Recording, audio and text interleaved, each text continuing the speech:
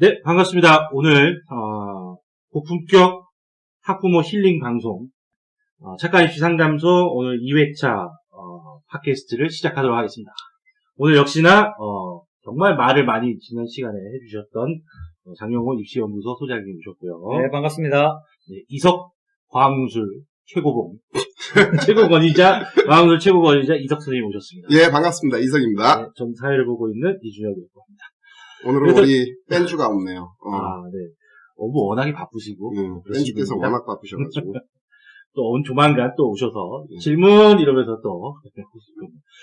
지난 방송이 사실은 이제 전에도 말씀드렸지만 너무 길어가지고 저희가 이제, 안타까운 마음에 자꾸 이제 뭔가 더 해드리고 싶은 그런 마음이 더 앞서가지고 하다 보니까 너무 길어졌는데, 저는 제가 적절하게 자르는 걸로, 그냥 마이크를 꺼버리든가, 네, 자르는 걸로 해가지고, 시간을 좀 정리하도록 하겠습니다. 그래서 지난 시간에 저희가 이제 자소서, 자기소개서 위주로 해서 엄청나게 이제 말씀 많이 드렸고요. 결과적으로 이제 수시 입시가 이제 9월 9일부터, 어서 접수가 들어가기 때문에 이 부분에 대해서 다시 한번 다른 이제 자소서 빼고 진행 했으니까 그 나머지 이제 실질적으로 각 전형에 대해서 몇 가지 좀 얘기를 좀 나눠보도록 하겠습니다.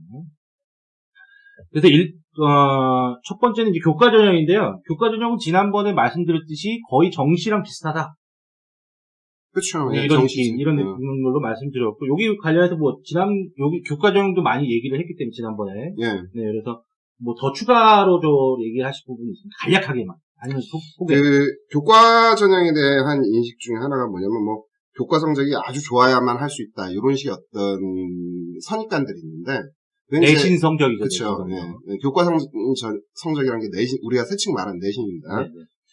근데 이제 교과 성적이 나쁠지라도, 대학 갈 수 있습니다. 그냥 대학마다 이 성적 라인이 다르거든요. 실제로도 수시에서 어떤 모집 정원 규모로 따지게 되면 제일 규모가 큰 게 이제 교과 전형에 해당이 됩니다. 그러니까 자기가 획득한 내신 성적에 맞춰서 대학을 찾으면은 갈 만한 곳이 많다. 이렇게 이제 얘기 드릴 수가 있습니다. 그러니까 무조건 1등급에 육박해야 되느냐?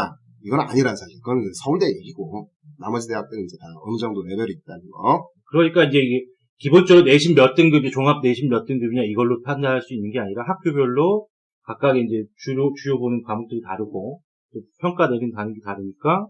네, 그리고 중요한 거는 대학 서열이 있는데 대학 서열과 내신 성적이 일치하지 않는다. 그거를 모르세요. 그러니까 중요한 거는 수능 최저의 난이도라고 하는 게 좀 그렇고 수능 최저가 얼마나 힘드냐, 세냐, 약하냐에 따라서. 그래서 자료들 보면 홍익대 같은 경우가 2.3, 2.4 이렇게 돼요. 평균이죠. 그리고 1점대 후반인 학과가 있고 3점대 초반인 학과가 있어요. 근데 이 학교 이름을 말했어도 그렇지만 명지대 같은 경우 입시적으로 보면 조금 더 밑에 있는 학교잖아요. 근데 명지대 같은 경우는 2점대 초반, 2.0 그래요. 2.0. 그러니까 홍익대가 2.34인데 그 이유는 홍익대는 최저가 굉장히 높아요. 2등급 2개, 3등급 하나.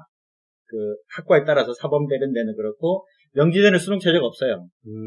그러니까, 시골에서, 이제 상대적으로 내신 받기 좋은데, 모의고사 성적이나 수능 성적이 낮은 학생들은, 홍익대 같은 경우는 내신이 좋아도 못 가고, 그런 케이스겠죠. 시골까지 가지 않더라도, 작년에 제가 상담한 사례가 이제 광명에 있는 학생인데, 내신 1.5였어요, 1.5. 그러니까, 학교장 추천까지 받은. 근데 9월 달에 왔는데, 모의고사가 2444였어요. 2444.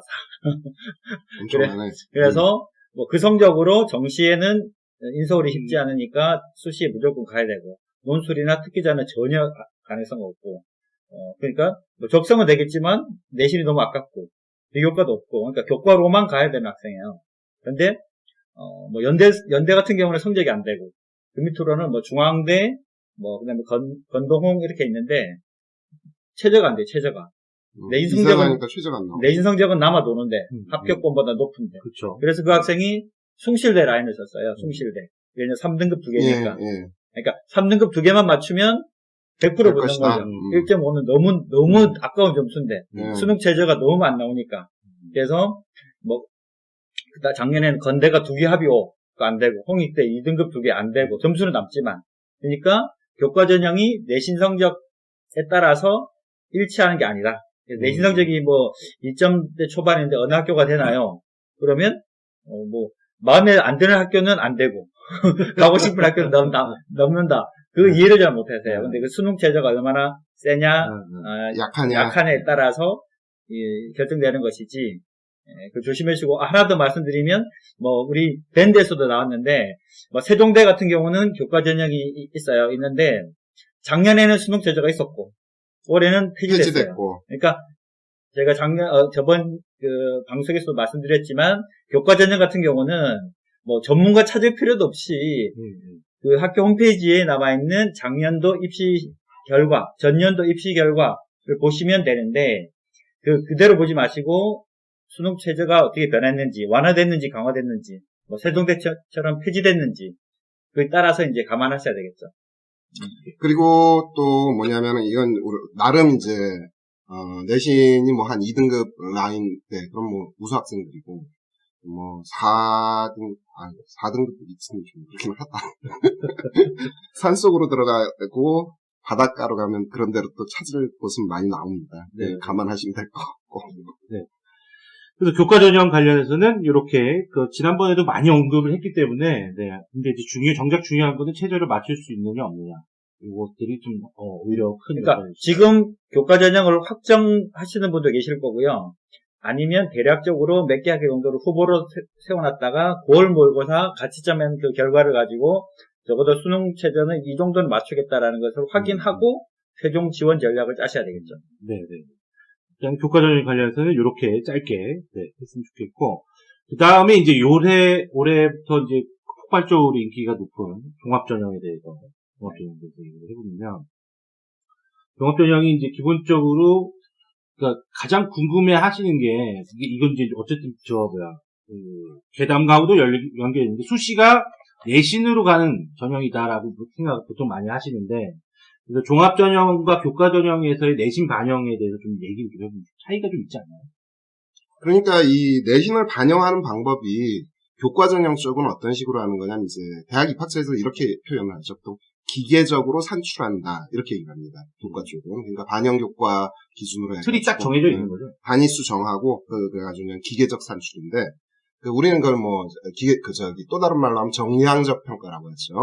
근데 이제 학생부 종합 쪽은 이거를 그런 식으로 적용하진 않고 아예 학생부 종합에서 한양대처럼 우리는 교과 성적 반영 안 해. 이런 케이스가 아닌 이상은 어떤 형식으로라든지 반영은 됩니다. 단 이게 수치화된 정량적 계산으로 들어가는 게 아니라 정성적 판단 이런 방식으로 이제 들어갑니다. 그러니까 어떤 활동과의 연관성이라든가 그 다음에 세칭 말하는 이제 전공 적합성이라고 그러죠.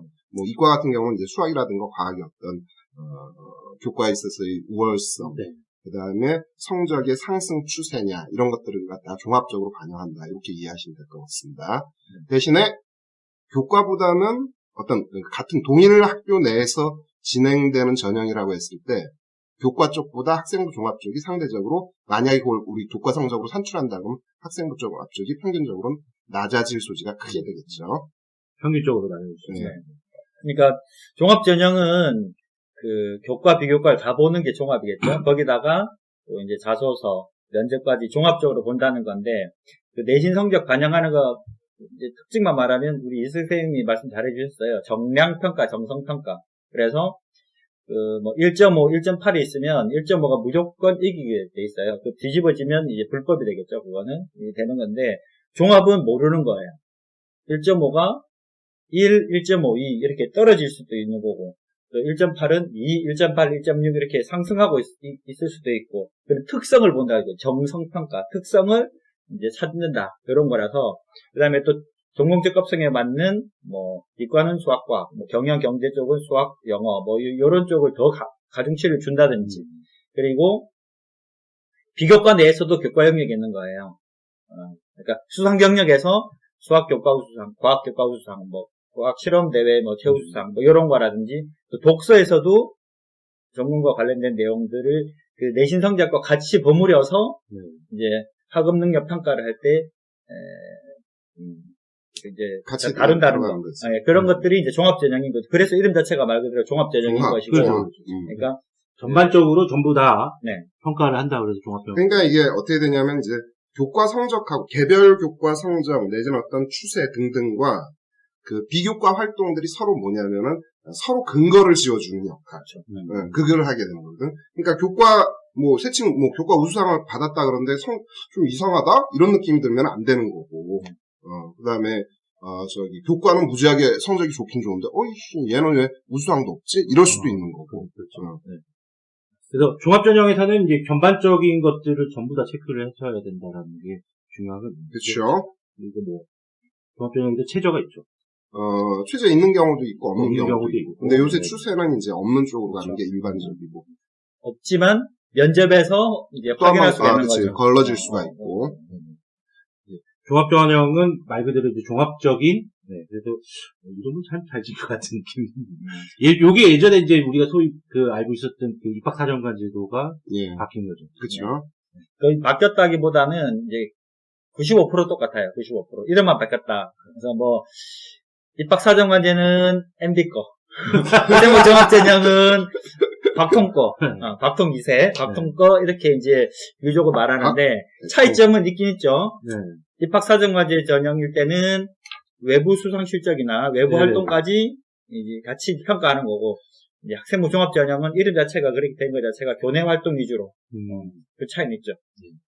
그래서 어머님들도 이제 종합전형을 준비하신다면 어떤 여러 가지 일단 기본적으로 제가 봤을 때는 학생부하고 교과 성적하고 연관성 이런 것들이 잘 맞아 있고 그런 것들이 서로 보완이 된다면 노려볼 만하다. 이런 생각이 좀 들어요. 그러니까 목표가 있어야 돼요. 학생이 꿈이나 목표가 바뀌어도 되지만 목표가 있어야 관련된 활동을 집중적으로 하는 게 필요하겠죠. 그것만 해서도 안 되지만 그 부분을 이제 표현하는 말이 우리 박통 시대의 조각으로 바뀌었지. 박대통.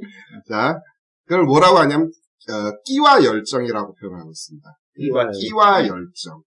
그거라고 생각하시면 돼요. 그래서 어떤 목표라는 부분이 그 끼하고 열정으로 드러날 수 있는 것. 요렇게 이제 이해를 하면 될 것 같습니다. 그게 이제 고입까지 내려갔죠. 고입에서도 그렇죠. 특목자사고 입시를 통과하는 게 이제 자기주도학습 전형인데 그 앞에 붙어 있는 말이 있어요. 꿈과 끼를 살리는 자기주도학습 전형. 부모님들이 보내고 싶은 모든 고등학교가 다 그렇게 뽑아요. 영재고 빼고. 그러니까 이게 이제 꿈과 끼가 이제 종합전형도 같이 연결되는 거죠. 저는 이제 어떤 느낌이 드냐면 사실은 대학교가 이제 이렇게 이런 애들을 우리가 뽑겠다 이렇게 말씀을 드리는데 이제 학부모님들에서는 어떻게 되냐면 어느 정도 수준이 되면 합격할 것이냐, 어느 정도가 되면 점수가 어느 정도 되면 합격할 거냐. 그러니까 약간 대학이 발표하는 거에 대해서 있는 그대로 안 받아들이고. 그게 굉장히 좀 어려운 건데, 네. 학부모님들이 질문을 많이 하시는데, 교과전형, 우리 방금 한 교과전형 같은 경우는 답변을 드릴 수가 있어요. 이건 된다, 안 된다라는 게 조금 이제, 소위 말해서 견적이 나오는데, 종합전형은 데이터가 없어요. 근데 왜 데이터가 없느냐? 대학에서 발표를 안 해요. 왜 발표를 하지 않느냐?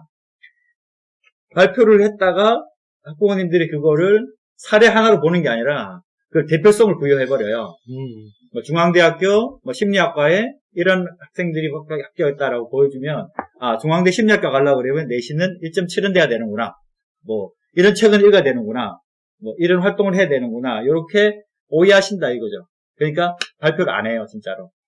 없고, 그냥 이 교육청에서나 이렇게 이제 그 사례들을 취합해서 이제 발표하는 건 있는데, 그것만 가지고는 정확히 알 수 없는 거죠. 그러니까 이게 그거거든요. 요새도 이제 이 동네에서도 이제 얘기가 많이 되는 것 중에 하나가 수상 실적이 몇 개야 되냐 이런 거 따지는데 근데 이것도 웃긴 게 그동안 하도 일산 고등학교에서 수상 실적을 남발을 해와가지고 그렇죠. 요새 많이 이제 맛이 갔습니다. 네, 실제로 작년에 그런 사례가 있었어요.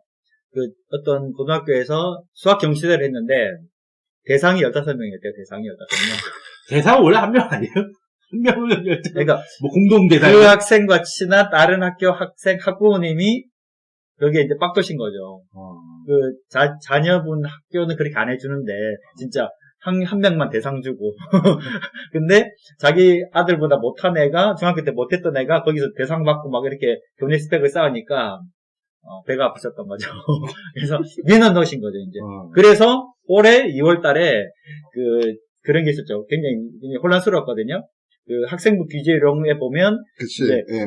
거기. 이름이 달린 교과, 수학경시대회, 과학경시대회, 국어경시대회, 영어경시대회는 못 열게, 안 되고. 열 수는 있는데, 네. 학생부에 기재 못하게. 기재를 못하지. 그랬다가, 기재 못하고. 그러면 뭐 진짜, 학생부 종합전형 뭘 갖고 뽑을 거냐, 뭐 교복 보고 뽑을 거냐, 뭐 이래서, 그게 이제 선행하면 안 되는, 그러니까 문제 자체가 이제 현행 수준에서 내면 되고, 선행까지 하게 되는 것들을 금지하는, 그렇게 이제 약간 해프닝이 있었는데, 그 자체가 말씀하신 것처럼 학교에서 너무 남발하는 거예요, 상을.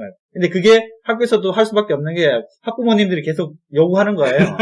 경시대 한 번 더 해라, 한 번 더 해라, 계속 하니까, 안 하면 성의 없는 학교처럼 보일 거고. 네. 그러니까 하고 해가지고, 또 그래서 어떻게 나왔냐면, 학기 초에 1년 동안, 교내 이제 줄 내용들을 딱 정하는 거예요. 그러니까 일정을 갖다 미리 만들어 놓는 거. 3월 초에. 네. 그렇게 바뀌었어요. 이거 뭐 무슨 코미디도 아니고. 그냥 워낙 근데 하여튼 남발이 돼가지고 좀 파워는 좀 많이 떨어진 것 같기도 하고. 그러니까 종합전형이 네. 어떤 학교는 요렇게 진짜 우리 스탠편으로 난리 부르스를 치고 예.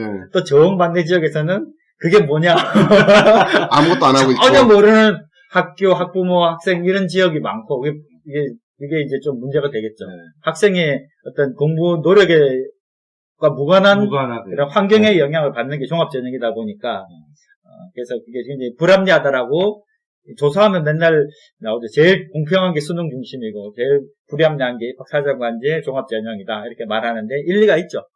이렇게. 근데 일리가 있긴 있는데 하여튼 근데 이건 어떻게 생각하세요? 그러니까 제가 생각할 때 이제 대학에서 이 종합을 해보니까 재미를 보는 것 같은 느낌이 강하거든요. 네, 맞아요. 마음에 드는 학생을 뽑는 거죠. 그렇죠. 그 교수님 입장에서도 준비된 학생, 그치. 자기 전공을 공부하고 싶어서 굉장히 이제 준비 많이 한 학생. 물론 수능 성적이나 내신 성적이나 이런 것도 조금은 낮아도, 내신이 0.5 정도 낮아도, 우리 학과에 마음이 없는데 눈높이 맞춰서 온 학생보다는 조금 뒤지더라도 공부할 의욕 있는 학생이다. 이러면 더 뽑아주고 싶고, 가르쳐 보니까 더 실적이 좋은 거죠. 대학에서도 이제 입학처에서 그걸 추적하긴 하더라고요. 그 뭐냐면 학업 성취도를 갖다가 애들 입학한 애들 이제 학업 성취도 서강대가 정시를 폐지하겠다 이런 그런 거랑 비슷한 논지인데 전체적으로 보면은 지금까지 발표된 자료들 보면은 정시 출신자들이 그렇게 학업 성취도가 높지는 않습니다. 그리고 반수를 제일 많이 하는 학생들도 많이 하고 엄청나게 많이 하고 이게 이제 대학교 재정에 좀 심각한 영향을 미치겠죠. 그러니까 이제 충성도 높은 쪽을 뽑는다라는 측면. 그리고 또 하나 뭐냐면은 그런 느낌이 들긴 들어요. 이 종합이나 논술이나 이쪽으로 이제 들어간 애들의 특성이 지가 원하는 데를 갔잖아요. 그러니까 자기 만족도가 높은 거지. 그래서 쫓겨나지 않으면 뭐 해야 돼? 공부 열심히 해야지. 나가서 할 것도 없어요. 반수도 못해. 반수 쉬운 거 아닙니다. 라군에 있는 그 학원 들어가기 쉽지 않아요.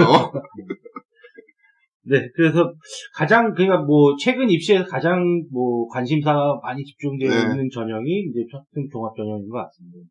지금 이제 당장에 이제 원서를 쓰셔야 되는 고3 엄마들과 고3 학생들은 이제 사실은 거의 이제 마무리가 되는 단계이고. 필요한 거는 이제 자기소개서 어떻게 쓸 거냐, 추천서 이런 거니까 저번 시간에 말씀드렸고, 참고하시면 되겠고요. 이제 지금 저학년 어머님들 같은 경우는 이제 요런 전형들이 앞으로 계속 이어질 거잖아요. 더 늘죠. 더 늘어나지. 더군다나 이 제도가 지금 어디서 가져온 거냐면은, 세칭 말하는 우리 좋아하는 미국에서 가져온 제도인데. 그러니까 저학년 부모님들도 요런 것들을 미리 좀 아이들과 같이. 입시에서 인원이 다 줄고 있거든요. 이제 학생 수가 줄다 보니까 저출산 영향으로 학생 수가 줄고 있는데 유일하게 늘고 있는 게 두 가지 있어요. 두 가지. 하나가 의대정원. 의대정원은 이제 정책적인 문제 때문에 그렇죠. 의대정원에서 넘어오는 인원이. 그 다음에 하나가 이제 학생부 종합전형. 이제 올해 6만 7천 명 뽑는데 내년에 이제 7만 2천 명 뽑아요. 그러니까 유일하게 늘고 있어요. 다 줄고 있는 거. 점차적으로 이제 요런 류의 선발 방식을 대학들이 좋아한다 이런 걸로 받아들여도 되겠네요. 그렇죠. 좋지. 애들도 와서 만족도 높은 애들 뽑았지. 더군다나 나라에서 돈도 주잖아. 근데 문제는 맞아요. 제가 그 말 하려고 그랬는데, 문제는 돈이 많이 드는데, 누가 많이 드느냐. 대학에서 선발하는데 많이 들어요. 수능이면 그냥 OMR 카드로 카드 그거 돌려가지고 하면 되는데. 입학 사정관들, 월급 줘야지. 뭐 이렇게, 전형들 분석, 만들어야 되지, 이렇게 많이 들어요. 근데, 지금 이제 예산 문제도 있고, 예산이 안 거치니까 그런 게 있는데, 보면, 요번에 이게, 이 성균관대 같은 경우가, 지금, 고교정상화 기여대학 이런 데서 탈락했어요. 탈락. 예. 우리가 이제 수시에서 논술 전형에서 너무 많이 뽑았다. 50% 조금 넘거든요. 이렇게 뽑으니까 이제 정부 시책에 이제 어긋나서 이제 개심죄 걸린 거겠죠. 그렇죠. 그래가지고 몇십억 되는 그걸 못 탔어요. 못 탔는데 그러다 보니까 기사에 났어요. 기사. 이게 뭐 아직 대학에서는 아니다라고 해명은 했는데 입학 사정관들을 다 해고했어요. 해고. 그런 일이 있었구나. 그래가지고, 지금 2명은 다시 채용했다, 아니면 딴 데 나가라. 그러니까, 그 돈 받은 20매덕 이렇게 받아가지고, 그걸로 박사정관들 이렇게 써야 되는데. 왜 또 반대로 또 잘라? 그러니까 지금 모르겠어요. 학교에서는 그건 이제 다시 재계약하려고 그런다라고 하는데, 이제 후속 기사는 안 났어요. 그렇게만 남아있어요. 근데. 나중에 한번 물어봐야겠다. 왜 잘랐니? 일단 기사라는 점, 저희는 네. 기사를 바탕으로 말씀드렸다는 거. 네. 루머 아닙니다. 네. 이래서 종합전형은 여기까지 일단 좀 마치는 걸로 하고, 그 다음에 이제 실기전형이라고 하는 거. 예. 그래서 이제 아주 대표적으로는 외국어 특기자 전형, 그 다음에 수학과학 인재 전형, 이렇게. 그거 하고, 이제 대체는, 실기. 요거 관련해서는 사실은, 제가 생각할 때는 가장 이슈가 될 만한 게 특목고냐, 일반고냐. 이게 조금 걸릴 것 같고, 그 다음에 이제 요거는 학교별로 좀 차이가 좀 있을 것 같기도 하고요. 예. 네네. 그래서 우리가 좀 주의해야 될 학교들과 같이 한번 좀 짚어보면 좋을 것 같아요. 이것도 또 이것만 깊이 하면 요것도 한 3시간짜리예요. 그리고 요거는 지금 2016학년도 요거는 좀 지금 우리 늦었고, 예를 들면 연세대 같은 경우는 어학특기자 전형 같은 경우가 해외파, 국내파 이렇게 나눠요. 투트랙으로 뽑아요. 보통은 해외고 애들이 유리하거든요. 국제계열 말하는 거죠, 그게? 네. 그러니까 언더우드 이런 것, 유디 전형 이런 것도 말하는데 다른 대학은 해외고 국내고 같이 뽑아요. 그러니까 영어 면접 있거나 이럴 때는 해외고 애들 유리한데 연대만큼은 국내 학생들 따로, 해외 학생들 따로 이렇게 뽑아요. 그러니까 서로 좋죠. 사실 이렇게 많이 뽑는 건데 그 차이가 또 있는 거고 또 웃긴 이야기지만 촉사 복사 이런 것도 있잖아요. 촉사 복사. 그때 밴드에도 적었는데 촉사 복사가 가능하니까 훨씬 많이 적을 수도 있다. 제주 소류에서 조건이 있더라고요. 알아볼 수는 있게. 알아볼 수 있게 하는 방법이지. 그러니까 그런 게 있고 또 점점 더 내신이 중요해지고 있는 것 같아요. 연대만 내신이 중요했었는데 연대 서강대가 내신이 중요했는데 고대 같은 경우도 이제 내신도 중요하게 이렇게 바뀌고 있어요. 지금 어학. 네. 그러니까 어학 이건 과학도 마찬가지고 뭐냐면은 운용하는 방식에 있어가지고 저 같은 경우는 이제 이과 애들한테 이제 연세대학교 이제 과학공학인재 전형을 많이 얘기를 하는데 이유가 뭐냐면 이게 겉보기에는 이게 마치 과거 애들만 뽑는 것 같은 그런 느낌을 주지만 실제로는 그 운영 방식이 뭐냐면 학생부로만 운영이 되거든요. 연대 같은 경우는. 이게 완전히 뭐냐면 그 학생부 종합과 별 차이가 안 나기 때문에 그거를 갖다 많이 얘기를 하는데 의외로 이제 그걸 잘 모르는 것 같고. 근데 그때 필요한 게 뭐냐면은 이 일반고라든가 이쪽 같은 경우 내신 파워가 있어야 됩니다. 내신이 어떤 과거 애들은 그냥 어떤 전문교과 이수라는 거 그거로 커버될 부분들을 일반고는 뭐로 커버할 수 있는 내신으로 충분히 커버할 수 있다 이런 측면들이 있고 그 다음에 고대 같은 경우도 이제 과학인재 전형 그거 이제 얘기할 때 일반고더러 좀 많이 좀 지원해달라고 계속 얘기를 하고 있거든요. 그게 뭐냐면 그냥 모두 잘할 필요 없다. 과학 잘하면 된다. 수학 잘하면 된다. 이렇게 얘기를 하는 거거든. 그 어떤 내신의 파워로 이제 가는 쪽 그쪽이 많이 지향을 하고 있는 거예요. 그러니까 현실적으로 일반고 학생들이 이제 특기자 전형, 과학인재 전형이나 과학특기자 전형에 지원하기가 굉장히 용기가 필요하죠. 현실적으로. 그쵸. 이제 용기가 있어야지. 특목고목시라라고 이제 그냥 오해를 일단 많이 하니까. 선입관이거든, 네, 그게. 네. 오해나 선입관. 이제 특기자 전형은 나중에 시간 여유가 있을 때 내년 봄쯤에 한번 뭐 내년 길게, 입시에 대해서 네, 네. 한번 집중적으로 특집 마련하는 게 좋을 것 근데 같아요. 일단 전반적으로는 어떤 거냐면 이게 특기자 전형이라는 게 어떤 정부 시책하고 있는 건 실제로 맞지는 않는 겁니다. 그렇죠. 그러니까 이제 축소되고 있는 상황인 거는 사실이고. 근데 이제 과감하게 특기자로 늘렸던 대학이 이제 연세대인데 일단 연세대 쪽이 늘릴 수 있었던 게 제 생각엔 그거로 보여요. 왜냐면 운용 자체를 뭐로 해버리냐면 학생부로 해버리니까. 나름 그 뭐 학생 종합하고는 거의 유사한 형식이 되는 거지. 그렇게 이제 보면 되는 거고. 면접 정도에서 좀 차이가 많이 나요. 면접 쪽은 좀 치열하죠. 왜냐면은 이게 시험 문제 자체가 이쪽은 이제 신층 면접, 신층 면접 그냥 다이렉트로 들어갈 수가 있으니까 이게 좀 난이도가 높습니다. 그 저번에 우리 밴드에 선생님이 올리셨던 학생이 봤던 면접 소개했던 거잖아요. 그게 특기자 면접일까요? 학선생 올렸던 게 그게 아마 학선생이 올렸던 게 그게 아마 특기자일 거예요. 특기자. 그러니까 인문계열. 인성 면접은 아닌 거예요. 그렇지. 인성 면접 같은 경우는 학생부나 자소서 바탕으로 나 자세히는 못 봤는데 그게 재작년이었나? 연대랑 고대에서 정액과 그러니까 그쪽 냈었는데 하나는 너무 어려운 거예요. 막 박사과정도 못 풀 문제를 내버렸고 또 하나 또 너무 쉽게 내버려가지고 둘 다 변별력이 없다. 그런 이제 면접 후기가 있었어요. 그 중에서 조금 어렵게 나왔던 그걸 말하는 것 같아요. 그리고 제가 올렸던 건 뭐냐면은 작년도 과학공학 인재전형 문제 하나 올렸고 예. 그래서 이제 특기자 전형 같은 경우는 어쨌든 지금 시기상 지금 더 말씀드리는 것보다는 이제 다음 세대를 위해서 좀 더 특집적으로. 아까 얘기한 대로 봄에 우리 한번. 봄에 한번. 특기자로 한번 짜보자.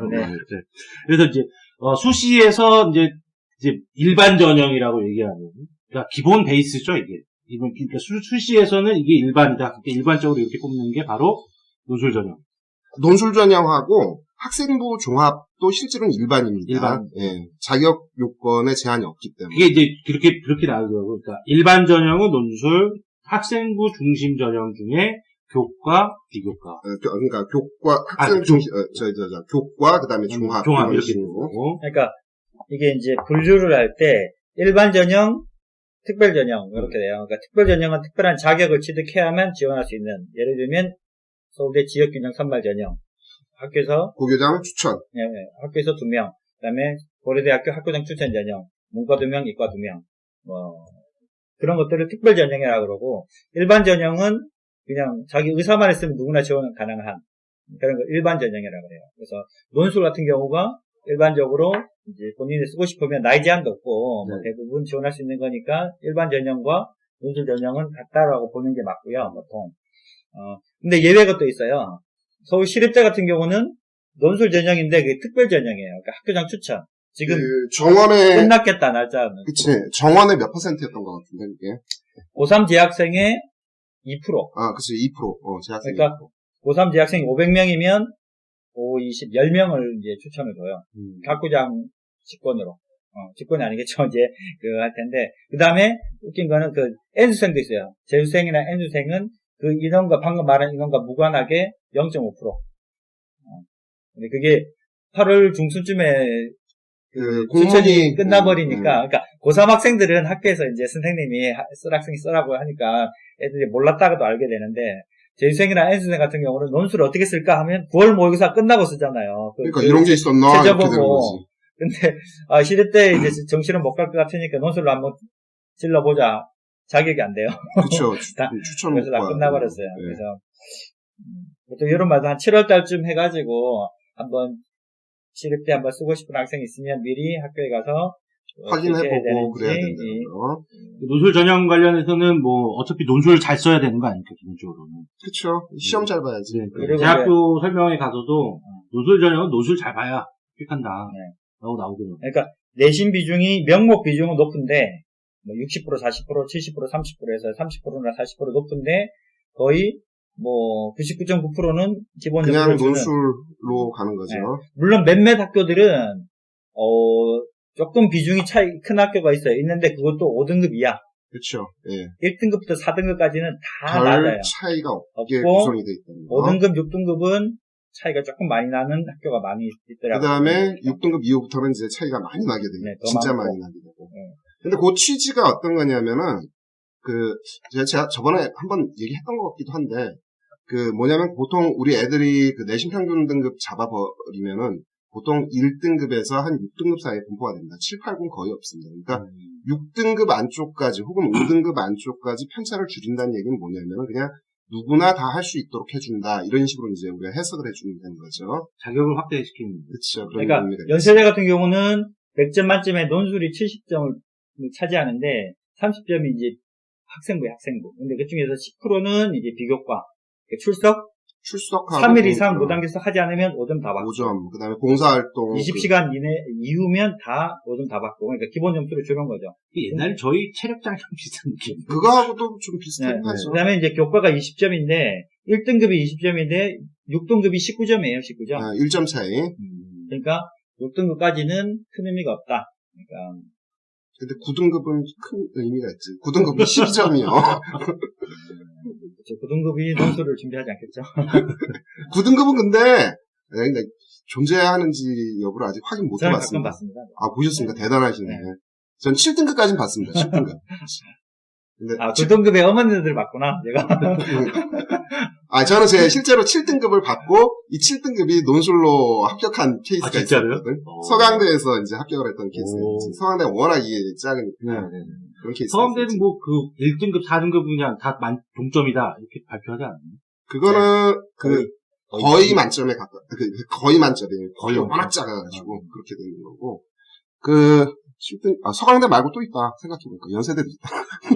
이대도 그래요, 이대도. 그러니까 연세대가, 네. 6등급까지가 1점 폭이고 7등급은 좀 폭이 늘어나거든? 근데 7등급도 되긴 되대. 예.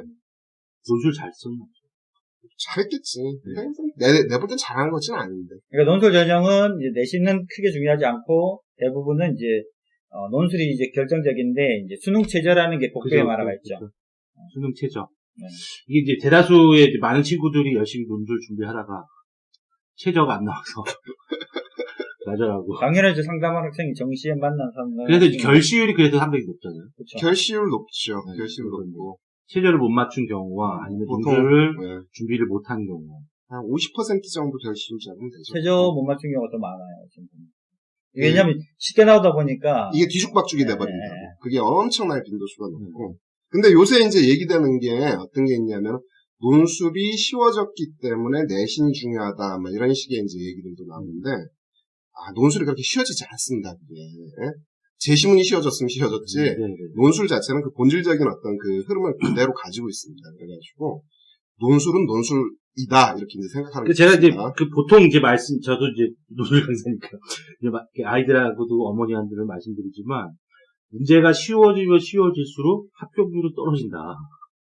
그치. 네. 차별화되게 잘 써야 되니까. 차별화되게 더 잘 써야 되고, 더 준비 더 많이 써야 되는데, 쉽다라고 생각하기 때문에 어머님들이 이제 하다가 시험 직전에 나오거나, 그치. 이때부터 데뷔를 시작하다가. 일주일 벼락치기 그래요. 저희 예전 경우를 보면, 일주일 전에 이제 파이널이라고, 보통 저희가 수업을 그렇게 까는데, 이건 파이널에 옵니다.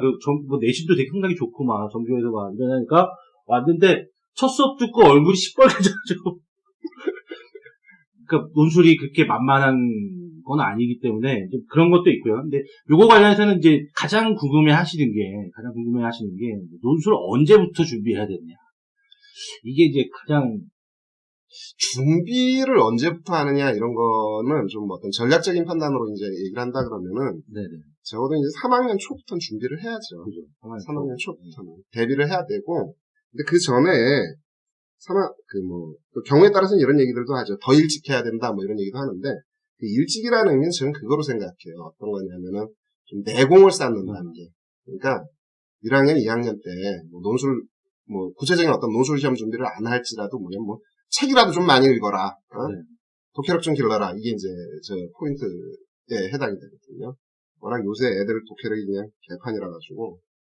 또 논술 특집을 한번 해야 돼요. 이것도 한 3-4시간 걸릴 겁니다. 예. 그러니까 뭐 한 9월 말이나 10월 초쯤에 또 논술 보는 학교들이 있기도 하고 이제 수능 끝나고도 논술 보니까 그때 또 말씀드릴 수도 있겠죠. 뭐 그때서 말씀드린 거는 뭐 마지막 조언이라고 마지막 팁이라고 해서 그러니까 그 언제 시작하냐 사실은 학부모님들이 그런 질문을 많이 하시는데 그 동의어가 불행하게도 논술학원 언제부터 다녀야 돼요? 요 말이거든요. 근데 그건 아니죠. 논술학원도 활용하더라도 학교 내에서 논술 준비를 차근차근 해야 되겠죠. 그래야 그렇죠. 논술학원에서 배운 게 효과가 있지. 아무것도 없는 상태에서 기초도 없는데 논술학원 가서 딱히 힘들어요. 그러니까 이과 같은 경우는 뭐 수학과학을 이제 교과 내신도 잘 받지 아니면 수능 모의고사 성적을 이제 어느 정도까지 취득한다는 것 자체를 이제 기초를 닦았다라고 이제 볼 수 있겠죠. 기초가 되냐 안 되냐는 모르는 거니까. 그 문과 같은 경우는 뭐 어릴 때부터 독서 많이 하고 뭐 소수형 평가 같은 거 잘 준비 잘 하고 뭐 그러면 된다라고 봐요. 일단. 제가 두 가지를 하나 얘기할게요. 두 가지를 하나가 아니고 두 가지를 얘기할게요. 한 가지가 어떤 거냐면은 수능하고 논술을 동일하게 봐서는 안 된다라는 사실. 그러니까 결과를 만들어내는 측면에서. 요새 이제 소재는 이제 전부 다 통일이 돼버렸죠. 교과서하고 EBS 교재로 이제 다 통일이 돼버렸는데 그게 이제 옛날하고 차이가 되는 거죠. 하지만 어떤 논술 시험 자체 어떤 체제 자체는 옛날이나 지금이나 동일하다. 그러니까 수능 잘 본다고 논술 잘 본다. 이거하고는 일치하지는 않습니다. 그게 하나가 있고 두 번째는 어떤 거냐면 이건 참 좀 비공식적인 건데 그 옛날에 통계를 한번 해본 적이 있습니다. 제가 한 게 아니라 이제 다른 친구가 했었는데 이 효율성입니다. 논술의 효율성입니다. 이 논술 시험에 대해서 저희 어머님들 제일 두려워하는 게 뭐냐면 경쟁률입니다.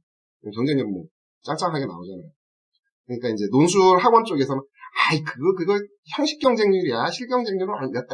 뭐 20대 1이야. 뭐 이래가면서 얘기를 합니다. 그래도 경쟁률 센데. 그렇죠. 엄청난 20대 1이면. 근데 예전에 이 비공식 결과를 누가 알고서 되게 싫어했던 기억이 있는데 효율성으로 따지게 되면 이게 굉장히 높습니다. 왜 그러냐면은 그 경쟁률만 보려고 그러지 말고 실제 논술 답안을 원하는 대로 제대로 쓴 거. 그러니까 답을 맞췄다가 아니라 제대로 쓴 수준까지.